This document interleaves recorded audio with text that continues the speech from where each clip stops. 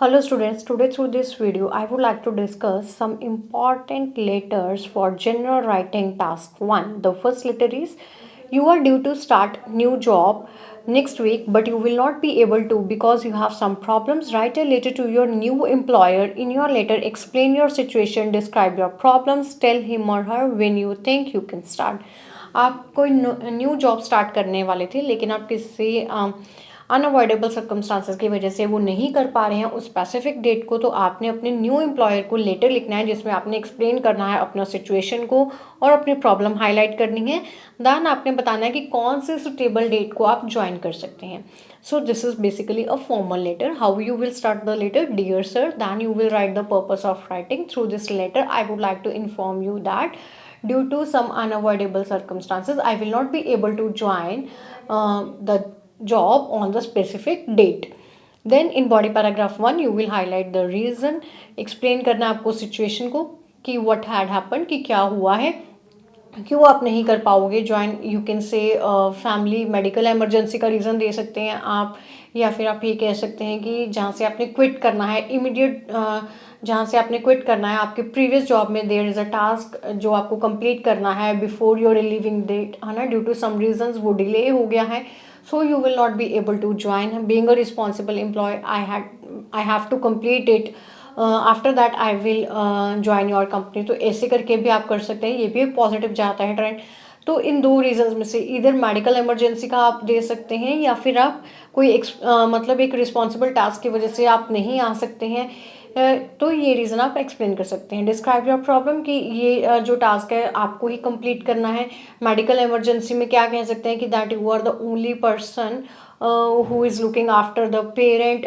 Suppose आपका कोई grand parent या पेरेंट में कोई इल है, सिक है, आपको उसको लुक आफ्टर करना है. Being a only child it is your accountability, so you can not leave the person alone during this time. तो ये चीज़ हाईलाइट करके आप बता सकते हैं. देन आप उसको बोल सकते हैं I will be able to join the company on 15th of October instead of 10th. I hope this will be acceptable to you and I hope you will definitely understand my situation in this regard. Thanking you करके आप फिर अपना salutation से letter को wind up करेंगे. Then the next is you traveled by a plane last week. Your suitcase was lost. You have still heard nothing from the airline company. Write a letter to airline. Explain what had happened. Describe your suitcase and tell them what was in it. Find out what they are going to do about it.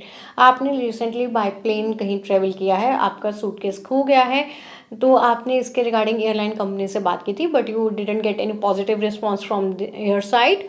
Right a letter to the airline. अब आपने airline company को letter लिखना है, explain करना है what had happen. Describe your suitcase. आपने अपने brief case के बारे में यहाँ पे इंफॉर्मेशन देना है. आप उसके फीचर्स को हाईलाइट कर देंगे, उसमें क्या चीज़ें थी, क्या उसमें बिलोंगिंग्स आपने कैरी की हुई थी उस ब्रीफ केस के साथ, ये भी हाईलाइट कर सकते हैं. अब वो क्या कर सकते हैं. So again this is a formal letter.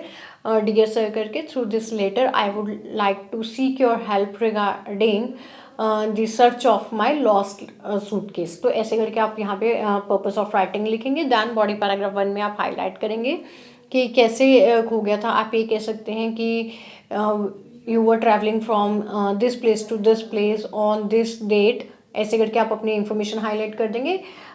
During my journey आपने हाईलाइट कर देना है कि I had carry handy bag और स्मॉल सूट केस और काइंड ऑफ ब्रीफ केस. ऐसा कुछ भी हाईलाइट कर सकते, ऐसा कुछ भी हाईलाइट कर देंगे आप.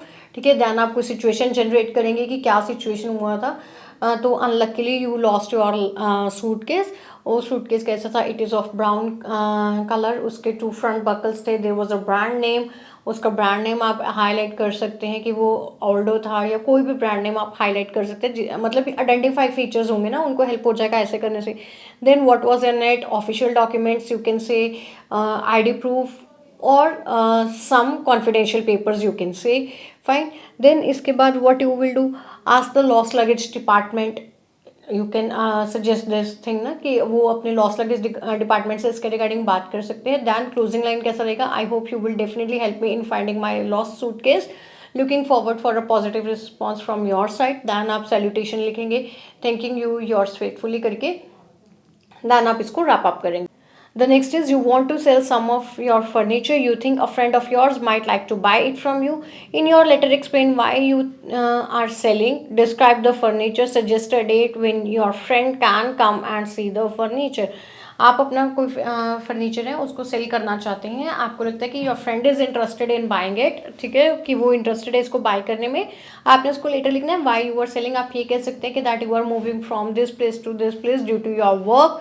So you do not have a need to carry this furniture with you, as you will get the furniture from the company side, or you will buy the new furniture at that place.